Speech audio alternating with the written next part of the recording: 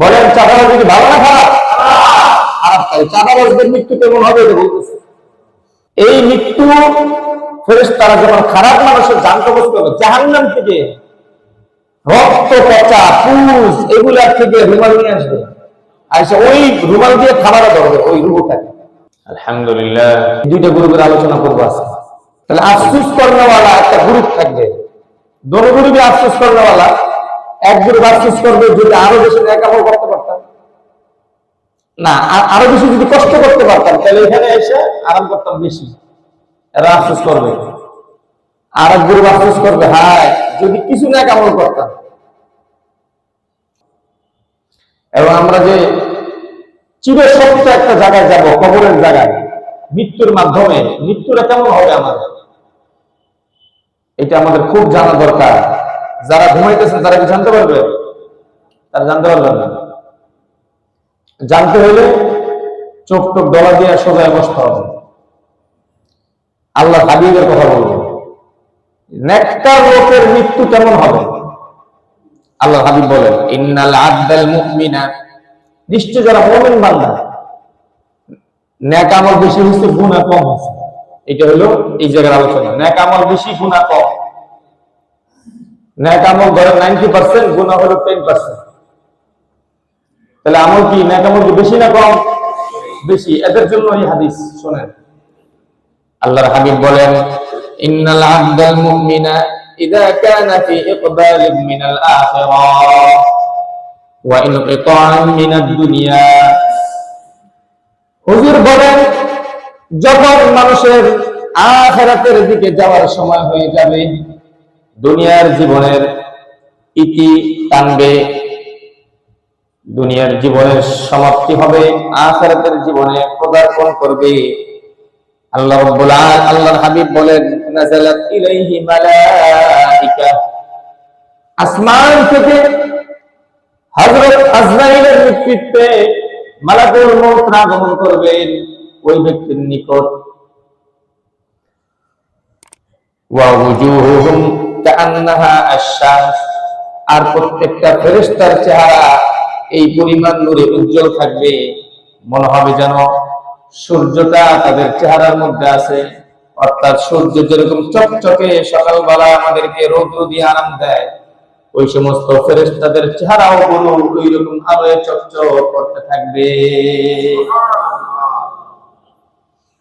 হাদিসের মধ্যে আসছে ঈমানদার যখন মৃত্যুবরণ করে ওই সময়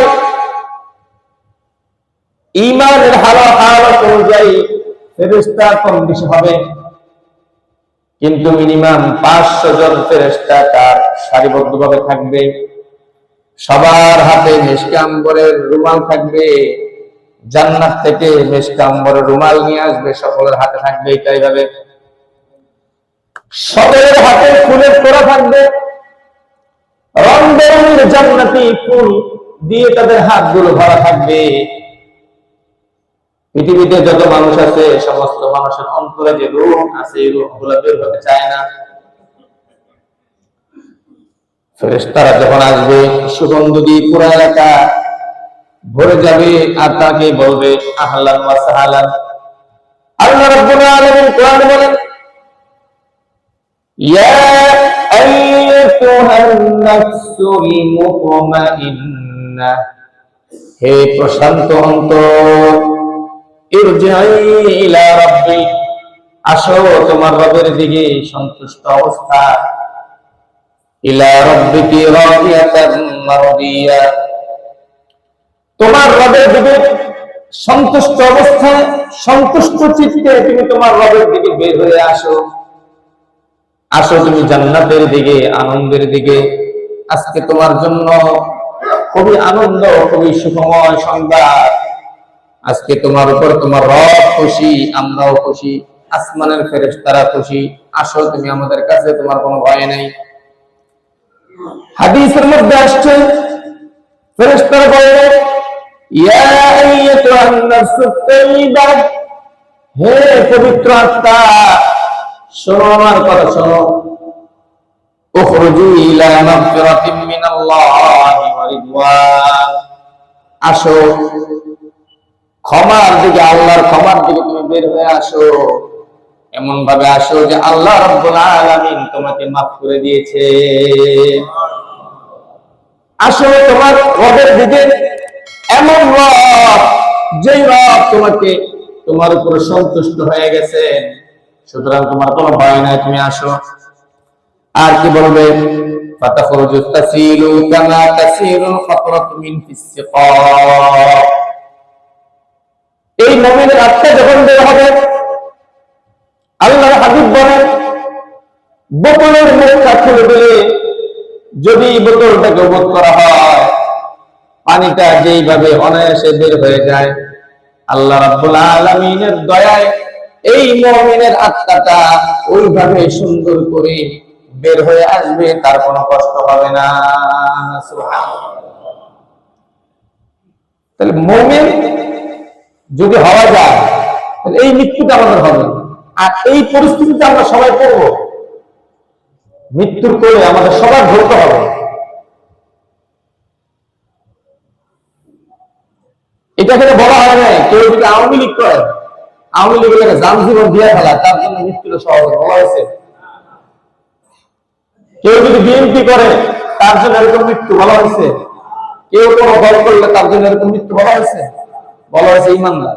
বলেন না কি বলা হয়েছে? বলেন। সবাই জবান করে বলেন কি? এটা আপনাদের মনে রাখতে হবে।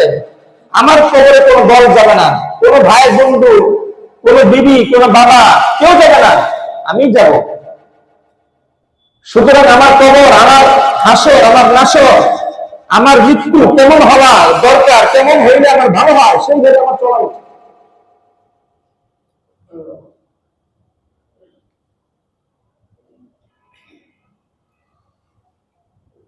যদি ব্যক্তিটা মুমিন না হয়, গুনাহগার হয়, অর্থাৎ 90% গুনাহ, 10% আমল, অর্থাৎ গুনাহ তার বেশি, আমল কম, তাহলে সে পাপাচার হিসেবে আল্লাহর কাছে ধরা হয়ে যাবে।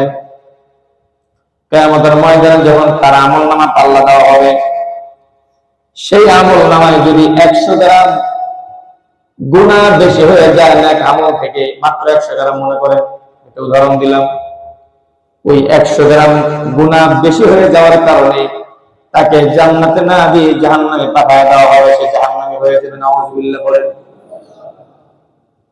নির্ধারিত সময় শাস্তি ভোগ করার পরে ঈমান থাকার কারণে আল্লাহ রাব্বুল আলামিন পরবর্তীতে তাকে আবার জান্নাত নসিব করবেন।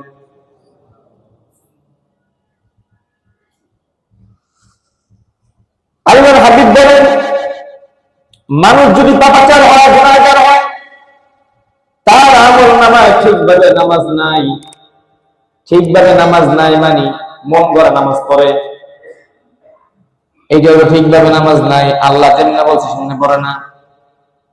ফজর, যোহর, আসর, মাগরিব, এশা জামাতে পড়ার দরকার পুরুষদের, সে জামাতে পড়ে না, একা একা পড়ে, এটা সমস্যা। আবার একা একা পড়ে, সব নামাজ এক লোকে, এটা আরো বড় সমস্যা। 2-4 টাকা, 10 টাকা, 20 টাকা ভাড়া বাঁচানোর জন্য সে চাইলে পারে, মনে করেন এক জায়গা থেকে সে বাস নিছে, প্রতিমধ্যে মাগরিবের আজান বা আসর আজান দিয়ে দিচ্ছে, এখন সে চিন্তা করলাম যদি বাস থেকে নেমে যাই আমি ভাড়ার টাকাটা পাবো না, নামাজ পড়লে আবার উল্টা আমাকে 10 টাকা ভাড়া দিয়ে আমার গন্তব্যস্থলে যেতে হবে, এই জন্য 10 টাকার মায়া করে সে বাস থেকে না নেমে নামাজটা পড়লো না, নামাজটা গজব করে দিল। 10 টাকার মায়া তার কাছে আছে, 20 টাকার মায়া আছে, কিন্তু আল্লাহর পক্ষ থেকে যে নামাজের দায়িত্ব তাকে দিয়েছে সেইটার মায়া তার ভিতরে নাই। বলেন কি সে কি ভালো কাজ করলো না খারাপ কাজ করলো? এইভাবে অনেক রকমের অপরাধ আছে, যেরকম ধরেন ভাই বোনের হক মেরে খাওয়া,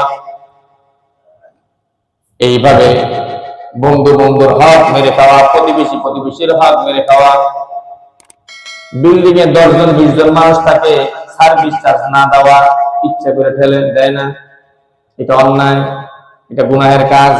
এরকম হয় না? হয় না? বিল্ডিং এ দারোয়ান রাখছে, দারোয়ান রাখার দরকার 2 জন রাখছে 1 জন, এটা জুলুম হইল তার জন্য, এটা গুনাহের কাজ। বেতন দেওয়া দরকার মাসের 1 তারিখে বেতন ফেইলা নিয়ে যায় 10 তারিখে, 12 তারিখে, 15 তারিখে, এটা কি ভালো হইলো না জুলুম হইলো? এটা গুনাহের কাজ। এইরকম অজস্র বিয়ে করছে আজকে 10 বছর, 20 বছর, 50 বছর হয়ে গেছে, বোর মহারণা এখনো আদায় করে নাই, গুনাহের কাজ। সন্তানগুলোকে কোরআন শিখায় নাই, খালি ইংলিশ বাংলা শিখায়, সে ম্যাজিস্ট্রেট বানায় ফেলছে। সহি করে নামাজটা পড়া শিখায় নাই সন্তানকে। পিতা হিসেবে সে গুনাহের কাজ করছে, সে মোটেও ভালো কাজ করে নাই। এটা জাহান্নামে যাওয়ার কাজ হয়েছে। লক্ষ লক্ষ টাকা খরচ করে তাকে আপনি দুনিয়া শিখাইলেন, 1000 টাকা খরচ করে আপনি আপনার সন্তানকে দিন শিখাইতে পারলেন না। বলেন এটা কি নেকের কাজ না গুনাহের কাজ? এগুলো সব গুনাহের কাজ। এইভাবে বাবা অসুস্থ, মা অসুস্থ, বাবা মা যদি সন্তানের কাছে ওষুধের টাকা চায়, মাসিক খরচ 5000, 6000, 2000, 3000, এইটার টাকা দিতে গেলে তার পকেটে হাত কাঁপে, সে বলে টাকা নাই, চাকরির অবস্থা খারাপ। আর ওদিকে বউ যদি বলে আমার গোল কিনে দিতে হবে, সেই সময় তার 50,000, 1 লাখ রেডি হয়ে যায়, তখন আর টাকার অভাব থাকে না। বলেন সে এটা ভালো কাজ করলো না খারাপ? যে মা বাবার মাধ্যমে তুমি দুনিয়া পাইলা, দুনিয়ার আলো বাতাস দেখলা, এরকম বউ পাইলা, সেই বউয়ের কারণে নিয়ে এইরকম মা বাবাকে তুমি বিয়ে করে দিলা। আমার ভাইরা, এক কথায় যারা পাপাচার গুনাহে লিপ্ত, 1000 ওয়াজ করার পর বিড়ি সিগারেট যারা ছাড়তে পারলো না, গোপনে গুনাহ যারা ছাড়তে পারলো না, বিড়ির দোকান যারা বন্ধ করতে পারলো না, এরা হলো গুনাহগার। হারাম ব্যবসা যারা করে এরা গুনাহগার নিশ্চিত, কোন সন্দেহ নেই। রীতিমতো যারা মদের ব্যবসা করে, চাঁদাবাজি করে, এটা গুনাহের কাজ না, সওয়াবের কাজ। এই চাঁদাবাজি কথা বলে ঘুমাইতেছে। চাঁদাবাজি করা কি ভালো কাজ না খারাপ কাজ? যারা খারাপ কাজ বলেন না, এরা কি বলেন? চাঁদাবাজি কি ভালো না খারাপ? খারাপ কাজ। চাঁদাবাজদের মৃত্যু কেমন হবে এটা বলতেছে। শুনলাম হাউজিং আবার চাঁদাবাজি শুরু হয়েছে। যারা চাঁদাবাজি করে এরা কি মুসলমান? মুসলমান হলে তো চাঁদাবাজি করবে না। তারা কি আল্লাহ রাসূলের হাদিস শুনে নাই? এই যে হাদিস শুনেন, আল্লাহর হাবিব বলেন যারা চাঁদাবাজি করবে, অন্যায়ভাবে মানুষের সম্পদ লুট করে খাবে,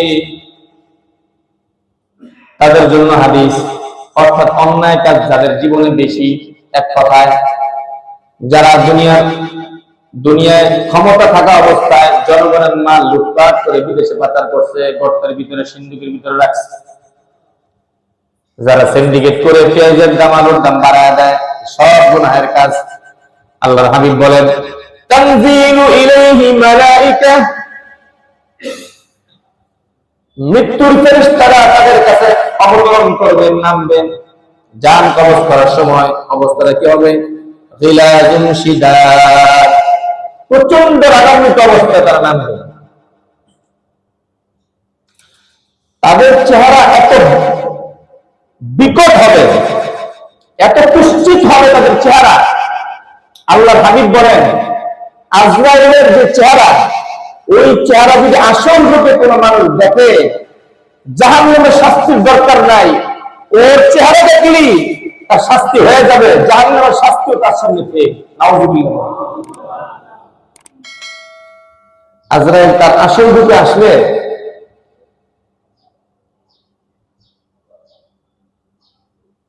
মানুষের চোখ মুখ উল্টায়।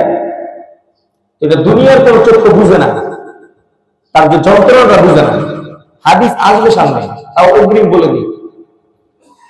ধরেন ভিজার একটা তুলার রোল, তুলা আছে না, তুলা, এই তুলার একটা রোল, এটার ভিতরে একটা কাঁটাযুক্ত লোহা ঢুকাইছে। এই লোহাটা কাঁটাযুক্ত, চতুর্দিকে কাঁটা আছে, এই কাঁটাযুক্ত লোহাটা তুলার রোলের ভিতরে ঢুকাই দিয়ে যদি টান দেয়, খুব সহজে বের হবে, ছিন্ন বিচ্ছিন্ন হয়ে বের হবে না। আল্লাহর হাবিব বলেন পাপাচার আত্মা যেগুলো চাঁদাবাজি কথা জীবন শক্তি সামর্থ্য থাকছে, তুমি বাদাম ইচ্ছা খাও না, অসুবিধা কি? সঠিক ভাবে তুমি বাদাম বেচতে, আল্লাহর হাবিব বলে তোমার হাসর নাসর আল্লাহর নবীর সাথে দেখতে পাবে। সুবহানাল্লাহ। তুমি কাঁচা হয়ে ধন্যবাদ বিক্রি করো, তোমার টাকা কম, অসুবিধা কি? সবার ধনী হইতে জরুরি? এই দুনিয়াতে সবার বাড়িওয়ালা হইতে জরুরি? সবাই বাড়িওয়ালা হইলে বাড়িওয়ালা তো জিজ্ঞাসার টাইম আছে কারো? সবাই বাড়িওয়ালা, তোমার জিজ্ঞাসা কি দিয়ে? ঠিক কিনা বলে? দুনিয়ার সবাই যদি পয়সাওয়ালা হয়, তুমি পয়সাওয়ালা, তোমার জিজ্ঞাসার টাইম আছে না? তোমার আল্লাহ পয়সাওয়ালা বানিয়েছে, কিছু মানুষ গরিব বানিয়েছে, তোমাকে নিয়ামত দিছে, ওই পয়সা তাদেরকে দান করো না, পয়সা দান করা রাখছে কিন্তু তোমার জন্য দিনের প্রচার প্রসার করা যায় না। এইভাবে টান দিয়ে বের করে হাদিসের মধ্যে আসছে, তুলা যেরকম ছিন্ন বিচ্ছিন্ন বের হয়, আজরাইল তার কলিজার মধ্যে এরকম হাত ঢুকায় দিয়ে এরকম থাবা দিয়ে টান দিবে, প্রত্যেকটা পায়ের রক থেকে তার রক টাস টাস করে ছিঁড়ে ছিঁড়ে বের হয়। একদম পুরো নাউজুবিল্লাহ। চাঁদাবাজরা কি আমার এই ওয়াজ শোনেন? হ্যাঁ, যদি শুনে থাকেন তাহলে বুঝে নেন ভাই, জীবনের সময় কত, কতদিন আমরা বাঁচবো? গরিব গোরা মানুষ একটু একটু করে খায়, এই যে হাউজিং রাস্তা দিকে হয়ে যায়, তারা আমাদের বিজনেস করতে পারবে না। তারা আবার যদি কোন এলাকা কে কোন জায়গায় বসবে কে জানে, একটু বেচা কিনা করে 200-400 টাকা তারা খায়, বিড়ি বাচ্চা নিয়ে খায়, ডাইল আর ভাত। আর তুমি মানুষকে থাপড়ায় থাপড়ায় 200-500 টাকা করে চাঁদা নিয়ে তুমি মোট পোলা খাও, তোমার পায়খানা খাওয়া ইচ্ছে ভালো। আওয়াজ দিয়ে বলো ঠিক কিনা? কে বলছে তোমাকে এই সমস্ত চাঁদাবাজি করে মোট পোলা হইতে? হ্যাঁ, তুমি কি রসুলের উম্মত না? তুমি কি রসুলকে ভালোবাসো না? তাহলে তুমি এই কাজ কেমন করো? হাদিসের মধ্যে আল্লাহ নবী বলেন, এই ফেরেশতারা আগের মতো অবস্থা আসবে, আজরাইলের চোখগুলো থাকবে লাল লাল আগুনের মতো টকবকে থাকবে, মাথার চুলগুলো থাকবে দাঁড়ানো খাড়া হওয়া, তাল গাছের গোড়ার মতো থাকবে এক একটা চুলের পুরুত্ব। আজরাইলের নিচের চোখ থাকবে জমিনে, উপরের চোখ থাকবে আসমানে। বুঝুন তাহলে মুখটা কত বড়। তামাম আসমান জমিন একাকার করে তার সামনে হাজির হবে। সে যদি চোখ পল্টি মারবে, খালি চোখ পল্টি মারবে, বুঝতে পারবে না সে কি করবে, কোথায় যাবে। এত ভয়ানক চেহারা হবে আমাদের আজরাইলের। আর রাগান্বিত অবস্থায় বলবে, ইয়া আইয়াতুহান নাফসুল খাবিসা। আমরা বলি না খবিস, বলি না এইটা যারা খারাপ মানুষের জান কবজ করে যে ফেরেশতারা, তাদের ভাষা খবিস। এদের সহজে করে খবিস না বলা, এটা পাপাচারী আপনাদেরকে সম্বোধন করে ফেরেশতারা বলে, ইয়া আইয়াতুহান নাফসুল খাবিসা, হে পাপাচারী আত্মা, উখরুজি ইলা সাখাতিন মিনাল্লাহি ওয়া গাদাব, বাইরে আল্লাহর গজবের দিকে। এরকম ঝাড়িটা বলবে, শুরু শুরু বলবে না, ইমাম সাহেবের মতো সুর দিয়ে আসো আল্লাহর গজবের দিকে। এটা হইল কথা না? ডাকতেছে গজবের দিকে, দিছি শুরু হবে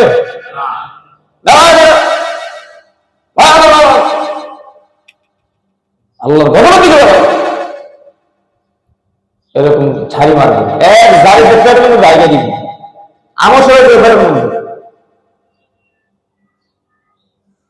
ঝাড়ি দিয়ে বলবে বাইর হওয়ার দিকে।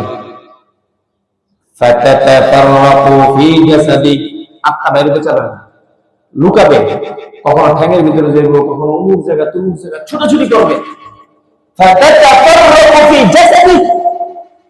শরীরের বিভিন্ন অঙ্গ প্রত্যঙ্গ সে দৌড়াতে থাকবে। সে যত দেবে দৌড়ায়, আজকে থালা থেকে বাঁচতে পারবে, কিন্তু আল্লাহ নবী বলছে সে দৌড়াবে। চাঁদাবাজি যদি তোমরা চাঁদাবাজি না ছাড়াও, এই তোমাদেরকে এরকম থাবাটা ধরবে আর তোমরা দৌড়াতে থাকবে। কয়েকদিন মানুষ দৌড়ে যাবে, কত চাঁদাবাজি রাস্তাঘাটে মাইর খায় করেছিল, কথা বলে ঠিক কিনা? কত মানুষ 16 বছর চাঁদাবাজি করে আজকে দেশে আছে, দেশে থাকতে পারে নাই। আর মুসলিমের মধ্যে এলাকা, তাও আবার সিটি হাউজিং, এত সচেতনমূলক এলাকা, যেখানে প্রকাশ্যে মসজিদের নিম্ন থেকে চাঁদাবাজির বিরুদ্ধে বলা হয়েছে, এরপরে কোন সাহসে চাঁদাবাজি করে? পরিচয়ের মধ্যে ভয় নেই তাদের? তারা মার করে রাখবে, ইমাম সাহেব চাঁদাবাজির বিরুদ্ধে কথা বলছে, হুজুরের ধর্ম তোমরা হাজার চাঁদাবাজ করে লিখতেছে। ইমাম সাহেব কি চাঁদাবাজকে ধরেন না? সত্য কথা যদি আমি না বলি, আমার আল্লাহ ধরবো না? সত্য কথা না বললে আল্লাহ ধরবো, আর সত্য লাখ ধরার চেয়ে যদি বড় ধরা দুনিয়াতে আছে? আর চাঁদাবাজ যদি ইমাম সাহেব ধরে বাঁচবে তো গোষ্ঠী শুদ্ধ বেরো দেবো এবং গল্প দিনে চাঁদাবাজি করে যে আমরা চাঁদাবাজি করে হাতে থাকবো। কথা বলা ঠিক কিনা? আমার সাথে কেউ বেয়াদবি করে কথা বলি তার দামগুলো হয়, কারণ আমরা করে নিয়ে থাকি ভাই, আমরা হলে নিরহ মানুষ। সাধারণ কুত্তা দিলে কষ্ট দিলে যদি জাহান্নাম ওয়াজিব হয়, ইমাম সাহেব কষ্ট দিলে কি আর জাহান্নামের পিলার লাগে বাইন্দা রাখে ফেরেশতারা। তো বলছি শিখাও তুমি ইমাম সাহেব কষ্ট দিছিস, ইমানের বাবা না, ঠিক কিনা বলে? আচ্ছা, চাঁদাবাজদেরকে এই পরামর্শ দিলাম, তারা ব্যবসা করে খাবে, পরামর্শটা খারাপ দিছি? চাঁদাবাজি করে এই যারা চাঁদাবাজি করবে ওদের কাছে মেয়ে দিয়ে দিবেন না আপনারা, কথা বলেন, দিবেন? এদের সাথে আত্মীয় করবেন না। কিসের আত্মীয়? চাঁদাবাজি করে রাখা একদম ছোট কাজ কাম নাই, আগে জিজ্ঞেস বিয়ে করতে হলে কি কাজ করে তারা? যারা কাজ করে তারা ভালো মানুষ, কাজ করে খেতে বলবে।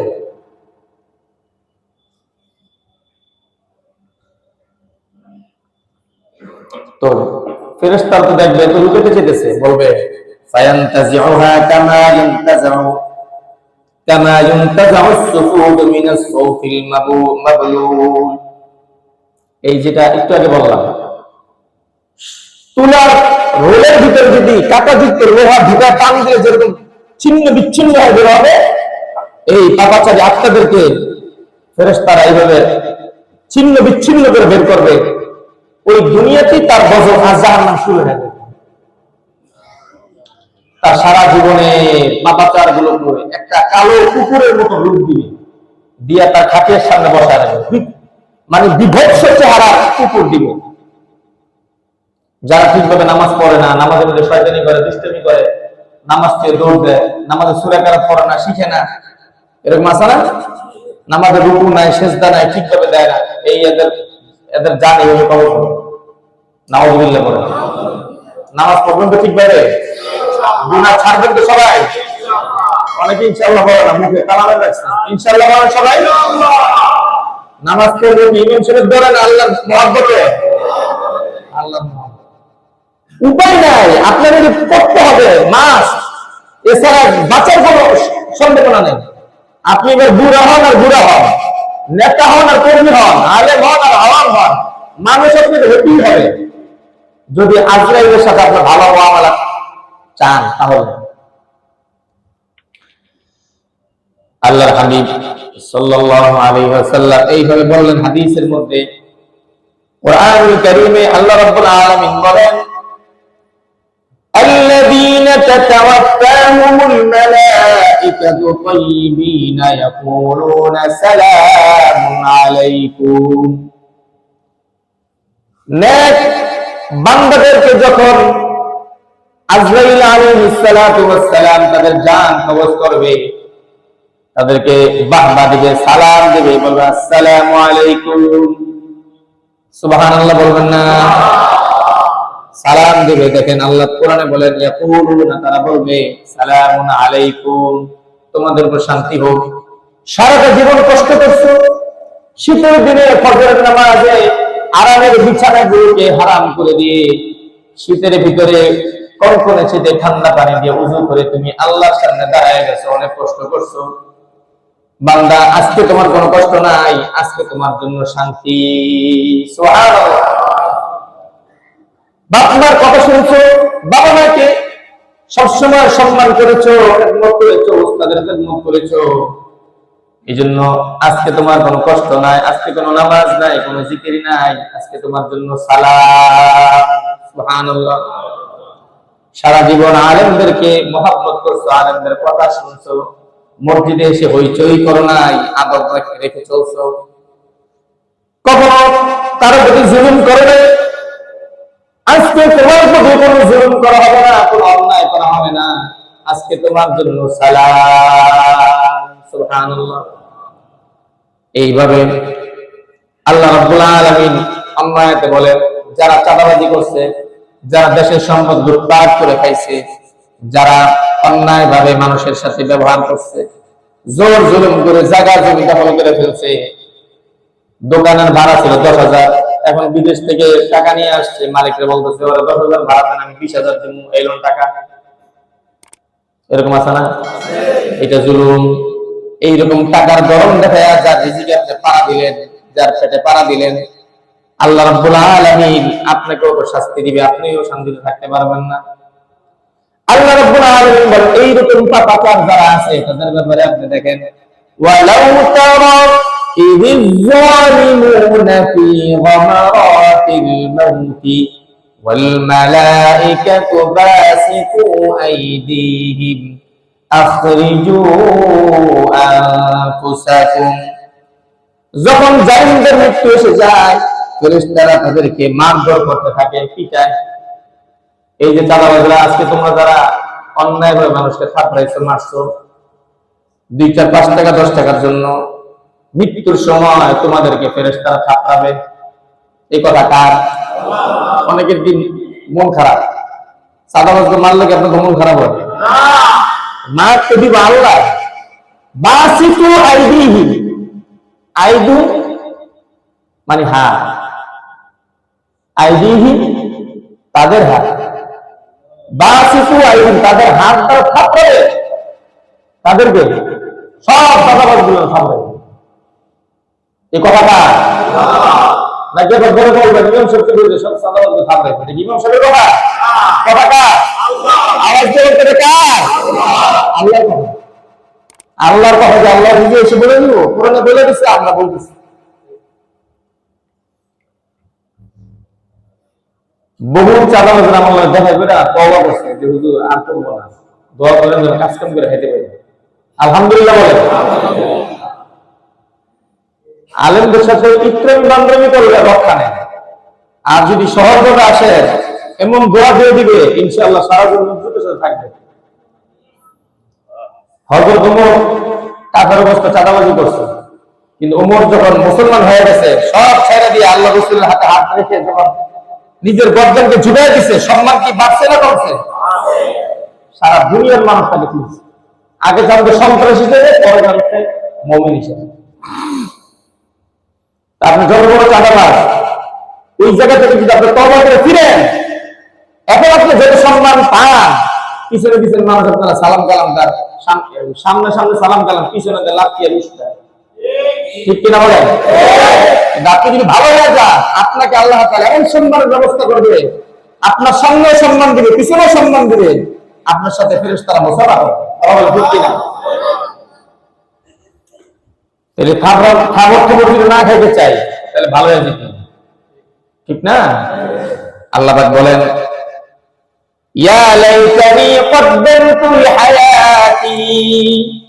এই চাঁদাবাজগুলো যখন মারা যাবে, আর এই পাপাচাররা যখন মারা যাবে, তখন তারা বলবে হায় আফসোস, যদি আমি আখিরাতের জন্য কিছু পাঠাইতে পারতাম, দুনিয়ার এই সামান্য সময় যদি আমি কষ্ট করে কাটাইয়া দিতাম, তাহলে কতই না ভালো হইতো। আজকে ফেরেশতাদের খাবার খাওয়া লাগতো না।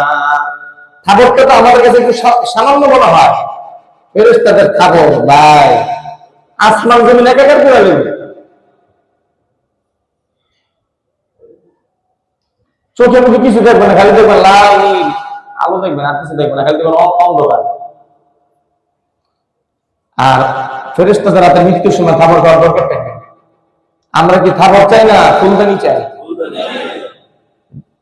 এই মৃত্যু ফেরেশতারা যখন খারাপ মানুষের জান কবজ করবে, জাহান্নাম থেকে রক্ত, পচা, পুজ এগুলার থেকে রুমাল নিয়ে আসবে, আচ্ছা ওই রুমাল দিয়ে খাবারও ধরবে ওই রুহুটাকে।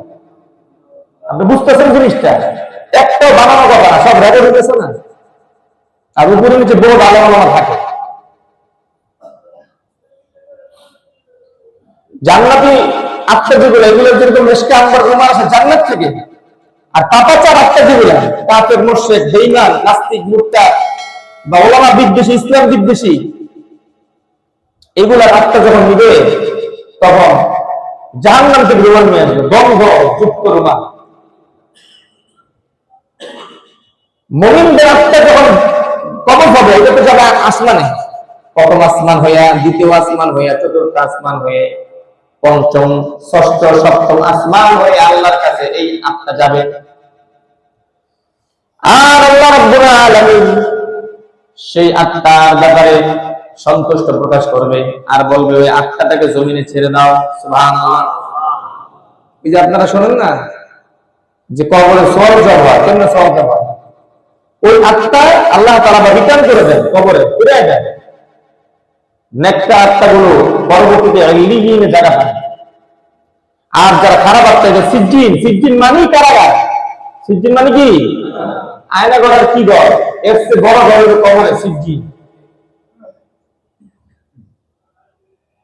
আল্লাহ পাক আমাদেরকে এই পাপাচারী মওত থেকে সবাইকে নাজাত দান করে বলে আমিন।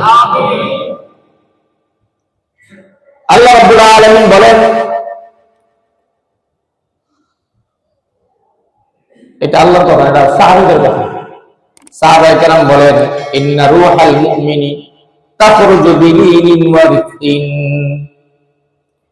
মুমিনদের আত্মা কোমল এবং সহজভাবে বের হয়ে আসে। সুবহানাল্লাহ। আর ইবনে মাসউদ রাদিয়াল্লাহু আনহু বলেন, ইন্নাল মালাইকাতা লা ইস্তাকবিলুনা রূহাল মুমিনি বিত-তাইয়িব। যে কোনো মুমিন নারী হোক আর পুরুষ হোক, তাদের আত্মা যখন বের করে, ফেরেশতারা সুন্দর মিশকে আম্বর রুমালের মাধ্যমে অত্যন্ত আদর করে তার রূপটাকে বের করে। ওয়ান্নাশিফাতি নাশতা। সুবহানাল্লাহ। নাশতা বলা হলো আপনার আরব দেশে এরকম পানির বোতল তো ছিল না, এই যে প্লাস্টিকের বা কাঁচের বোতলের। তখন ছিল চামড়ার পানির বোতল। ওই চামড়ার পানির বোতলে এরকম কাঠের মুখা দিয়ে আটকে আর কি, শলা দিয়ে ঢুকে আটকে রাখতো। ওই শলা যদি এরকম উদ্যুক্ত শলা টান দেয়, পানি থেকে বেরোতে থেকে খুব দেরি হয়, সেকেন্ডও লাগে না, তার মধ্যে বের হয়ে যায়। ওইরকম সেকেন্ডও লাগবে না, মিষ্টি আমরা গান শুনতে শুনতে শুনতে শুনতে শরীর থেকে বের হয়ে যায়। সুবহানাল্লাহ।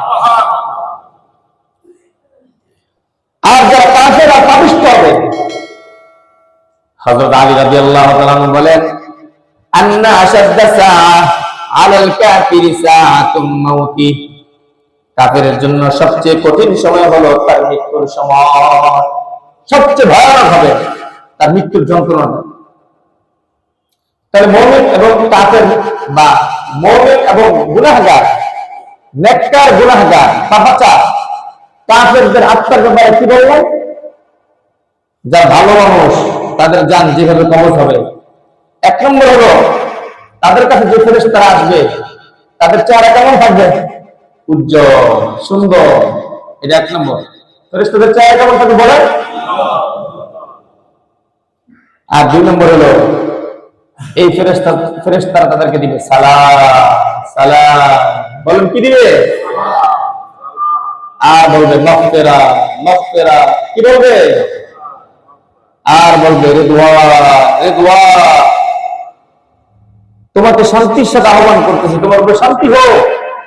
ক্ষমার দিকে তোমাকে আহ্বান করতেছি, তোমাকে আল্লাহ তাআলা ক্ষমা করে দিবে। আর তোমাকে রবের দিকে ডাকতেছি, রব তোমার উপর সন্তুষ্ট হয়ে যাবে, তুমিও সন্তুষ্ট হয়ে আসো।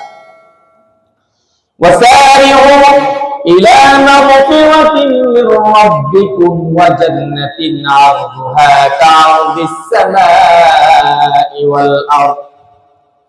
মুমিনের আত্মা যখন বের হয়ে আসবে, আল্লাহ রাব্বুল আলামিন তাদেরকে জান্নাত দিবেন। জান্নাতের এক একটা বালাখানা বা এক একটা জান্নাতের আয়তন হবে দুনিয়ার জমিন থেকে আসমান যত দূরত্ব, আল্লাহ রাব্বুল আলামিন মুমিনদের জান্নাতটাও তত বড় করে দিবেন। তিন নম্বর ফজিলত হলো মুমিনদের আত্মা বের হয় পানির মতো। সুবহানাল্লাহ। আর চার নম্বর হলো মুমিনদের আত্মা বের হয় সুগন্ধযুক্ত রুমালের মাধ্যমে। বলেন ভাই, এইরকম গুণাবলী সম্বলিত মৃত্যু আমরা সবাই চাই না? চাই না? কারা কারা চায়? হাত দিয়ে দেখেন। আল্লাহু আকবার। আল্লাহ আমাদের সবাইকে আপনি ঈমানি মৃত্যু দান করে বলে আমিন। হাত নামাই ভাই।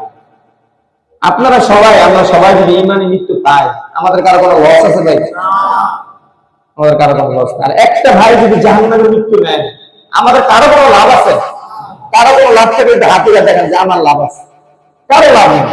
সুতরাং আমরা চাইবো এটাই যে আমরা সবাই যেন জান্নাতি হই। চাই না ভাই? ভাই এবার শুনেন পাপাচারদের যে আত্মা গ্রহণ করবে যারা খারাপ ফেরেশতারা, 1 নম্বর গুণাগুণ তাদের চেহারা হলো কুৎসিত। 1 নম্বর গুণাগুণ কি? কঠোর ফেরেশতা, কোন মায়া দয়া নেই, মায়া দয়াহীন। বাংলাদেশের এই যে যারা রিমান্ডে যে সমস্ত পুলিশ বাহিনীর লোক রাখছে, এগুলা চেঞ্জ করা দরকার। ভাই জেলগুলো হবে মানুষজন এখানে পরিশুদ্ধ হতে পারে, মানুষকে মারতে হবে, পিটিতে হবে, অন্যায়ভাবে স্বীকারোক্তি নিতে হবে, দরকারটা কি? কি লাভ? আপনি খারাপ ভাবে যে পয়সা ইনকাম করতেছেন, ভালোভাবে তো পয়সা ইনকাম করা কি ভাই করা যায় না? আমরা ওইটা ধরি, ওই রাস্তাটা আমরা গ্রহণ করি।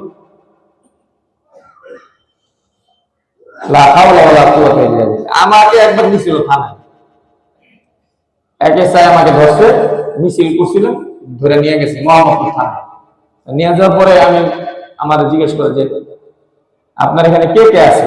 আমি বলি আমি তো এতিম, আমার কেউ নাই, আসমানের নিচে জমিনের উপরে আমার কেউ নাই। আমি জানি যদি কেউ থাকে কোথাও বললি তো পয়সা ছিল নাই, এদিন বাবা। তো একটু পরে সন্ধ্যা হইতে না হইতে সবাই জানছে, কারণ আমার নাম কাম সমস্ত মাদ্রাসা ছিল, ইত্তেফাকুল মাদ্রাসা সব জায়গায় ফেমাস স্টুডেন্ট ছিল, জামিয়া রহমানিয়া পড়তাম, সবাই জানতো। একটু পরে খবর হয়ে গেছে যে ফয়সাল ভাইরে তো থানায় নিয়ে গেছে। তো মুরব্বীরা গেছে, মানে আমি ছোট থাকতেই মসজিদে নামাজ পড়াই, বাইতুল্লাহ মসজিদে তারাবি পড়াই, অনেক দীর্ঘ সময় ধরি। তো কোরআনের ভক্ত কিছু মানুষ আছে না, শুই নিয়ে আসছে কমিশনার সব শহর আরো বড় বড় লোক, আইসা তো বলছে আর এক বিপদে, যে লোকের কেউ নেই সেই লোকের এত লোক না আসে। তখন এসে আমার সাথে কন্ট্যাক্ট করতেছে, যে বলতেছে যে পয়সা পাতি দেন, ছেড়ে দিন। আমি 1 পয়সা দিন না, আপনি কতবার রাখতে পারেন রাখেন। সেই সময় থেকে এই সমস্ত মেজাজ নিয়ে চলি, বুঝেন না? তখন আমরা ছাত্র মানুষ, অন্যায় একেবারে মানে একরকম হওয়ার পর থেকে বদভ্যাস হয় না, শরীরের মেজাজই কুলায় না। এটা অনেকক্ষণ চেষ্টার পরে সর্বশেষ যে একটা লেখা লিখতে হয়, মানে আমি যে আমাকে ছেড়ে দিল এই জন্য একটা লেখা লিখতে হয়, ওই লেখার জন্য 50 টাকা দিলেন, 50 পয়সা দিন, কয়তালি হুজুর দোয়া দিয়ে। আমি হে করে দিন, কারণ আপনারা অনেক কষ্ট দিচ্ছেন। 1 নম্বর কষ্ট কি জানেন? জানামাজ নাই নামাজের জন্য, আর অপবিত্র জায়গা, পেশাব পায়খানা করে, ওটার কোনো গেট নেই, এটা অর্ধেক। এইগুলো কি, এদের কোনো শাস্তি হলো নাকি? আর আমার গায়ে ছিল সাদা ভক্তটা জামা, দেখাই যায় এই লোকটা একটা দিন দাম। মাইক্রো কাপড়ের জামা, পায়ে দামি জুতা, মাথায় সাদা টুপি, বুঝেই তো যায় এই লোকটা ভালো লোক। তা আমার মানে ঢুকেছে সব হিরুঞ্চি আর হইলো ওই ভরা খায় এগুলো আবার ওই জায়গায় হইলো আপনার যে যত বড় মানে ক্রিমিনাল, হ্যার দাম আবার কত বেশি, থানাগুলোর ভিতরে বা জেলের ভিতরে, হ্যাঁ সবাই মানে। তো একটার পর একটা ঢুকতেছে, এখন জায়গাও নাই, নামাজ পড়ার জায়গা নাই, আর গন্ধ দুর্গন্ধ, খুব কষ্ট পেয়েছে। একটা মুসলিম দেশে শহরের মতো একটা জেলখানা বানাবে, এমন জেলখানা এরা ঢুকে ঢুকে বেরোতে না, সেজন্য বলবেন আমি এমনি থাকি। কি বল ঠিক কিনা বলেন? জেলখানায় যদি কোনো অপরাধী কেউ ঢুকে, পরিবেশ এমন করবে বের হতে না চায়, ভালো ভালো খানা দিবেন, নাস্তা দিবেন, সম্মান করবেন, আপনাদের ব্যবহার এমন হবে একটা আসামি ঢুকলে দেন আল্লাহ বের। কিন্তু উল্টা এখানে যদি কোনো আসামি ঢুকে চোর হয়ে ওর দাঁড়িয়ে দেয়, কথা বলেন ঠিক কিনা? যদি আগে থাকে সিস্টেম আমার বড় চোর, এটা হলো ব্যবহার। আর পুলিশগুলোর ভিতরে মায়া দেওয়া কর, মায়া দেওয়া নেই, কোনো সালাম নাই, কালাম নাই, আদর রাখলে কিচ্ছু নেই, ইল্লা মাশাআল্লাহ 2-4 জন আছে। এগুলো ঠিক না ভাই, আপনার মত হবে না। এই যে আসলে আসবে তো আপনি কত কথা, আপনার চেয়ে বেশি কয়েক কোটি গুণ কথা বলে ফেরেশতা আপনার সামনে আসবে, বেরোন তো আর আপনার এই মাথার উপরে পড়ে দিয়ে থাকে। 1 নম্বরে কথায় ফেরেশতা আসবে এই পাপাচারী আত্মা কবজ করার জন্য। 2 নম্বর গজব ও শাস্তির ঘোষণা, নাউযুবিল্লাহ বলেন। 3 নম্বর রূহ দেহতে লুটাইতে থাকে, পালায়ন করতে থাকে, পাপাচার আত্মা বেরোতে চায় না। আর 4 নম্বর হলো কাটা শীত দিয়ে ছিঁড়ে বের করা হবে, ছিন্ন বিচ্ছিন্ন করে তার আত্মাকে বের করা হবে। আর 5 নম্বর হলো দুর্গন্ধযুক্ত রুমালের মাধ্যমে তার আত্মাকে ধরা হবে। ধরেন একটা পচা ছালা 50 বছর ধরে বিড়াল আর কুকুরের বইয়ের মধ্যে ডুবে রাখছে, ওই ছালাটাকে ধরে যদি কারো মুখে ঠাসাটা ধরে কেমন লাগবে? সে কি তার কষ্ট দেওয়ার জন্য আর কিছু লাগবে? জাহান্নামের ওই দুর্গন্ধ হচ্ছে তো কয়েক কোটি গুণ বেশি, ওইটা দিয়ে খাবারটা ধরবে মুখের মধ্যে, আপনি কালিমা বলবেন কোন দিক দিয়ে? আপনি তো বলবেন ওই সময় কালিমা পড়বো, কেমনি করবেন? আপনার মুখের মধ্যে তো ওই যে পায়খানা আর পেশাবের ছালা দিয়ে ঠাসাটা ধরছে, না শ্বাসই বলতে পারবেন না, কালিমা কেমনি করবো আমি? ভয়ানক অবস্থা। আল্লাহ আমাদেরকে মাফ করে বলি আমি। এই জন্য হযরত আলী রাদিয়াল্লাহু আনহু একটা উক্তি বলে শেষ করব। হযরত আলী বলেন, আল্লাহ সুনিয়াম, মানুষ হলো ঘুমন্ত ব্যক্তির মতো, ফাইদা মাতু ইনতাবাহু, যখন সে মৃত্যুবরণ করে তখন সে জাগ্রত হয়। ওই যে ঘুমন্ত ব্যক্তি যখন স্বপ্ন দেখে, জাগ্রত হওয়ার পরে দেখে সে হায় হায় আমি তো অল্প সময় কিছু দেখছি। ঠিক মানুষ এখন আমরা যারা আছে সবাই ঘুমন্ত, আমরা জাগবো কখন? মৃত্যু আসলে। মৃত্যু আসলে বোঝা যাবে যে আমরা কত বছর এখানে জীবনযাপন করছি। তাই আমাদের উচিত মৃত্যুর আগে মরার আগে একবার মরে যাওয়া। আপনি মরে যান, দেখেন আপনার দুনিয়ার সব ঝামেলা শেষ। এখন আপনার ঝামেলার কারণে জামাতে নামাজ পড়তে পারেন না, আপনি আপনার মেয়েকে পর্দা রাখতে পারেন না, আপনি আপনার বিবিকে দিনের কথা বলতে পারেন না, আপনার এই ঋণ ওই ঋণ, এই সমস্যা সেই সমস্যা, বাচ্চাকে দিন শিখাতে পারেন না, এই ক্রাইসিস। আজকে মরে যান, সব দেখবেন। এই জন্য মরার আগে একবার মইরা আমাদের উচিত আল্লাহর দিকে পরিপূর্ণভাবে প্রত্যাবর্তন করা। কি ভাই পারবো ইনশাআল্লাহ? হ্যাঁ, এই জন্য আমাদের খুব খেয়াল রাখি। আর যারা আমরা মসজিদে নামাজ পড়বো, আমরা চেষ্টা করব যে মসজিদের হক আদায় করে নামাজ পড়ার জন্য। মসজিদের অনেকগুলো আদব আছে, এর মধ্যে এই যে এখন আমরা যারা চেয়ারে নামাজ পড়ি, আমাদের এটা মাথায় রাখতে হবে, যদি আমরা দাঁড়াইতে পারি চেয়ারে বসে নামাজ পড়া জায়েজ নেই, চেয়ারে বসে নামাজ পড়লে নামাজ হবে না, এটা মাথায় রাখতে হবে। আল্লাহ রাসূল বলেন, তুমি যদি দাঁড়াইতে না পারো তুমি বসে নামাজ পড়ো। বসে কিভাবে? যেভাবে আপনি বসতে পারেন, পা সমান করে দিয়ে আসন করে বসে তাশাহুদের সূরাতে, অথবা পা লম্বা করে দিয়ে, যেইভাবে পারেন সেইভাবে পড়েন। নামাজ কবুল করবেন কে? আল্লাহ। দাঁড়াইতে পারি, বসতে পারি, তবুও যদি আমি চেয়ারে বসি নামাজ হবে না, বিলকুল না। যদি বসে নামাজ না পড়তে পারো, বলা হয়েছে তুমি শুয়ে নামাজ পড়ো, তো মসজিদে তার শোয়ার ব্যবস্থা নাই, সর্বশেষ বসা।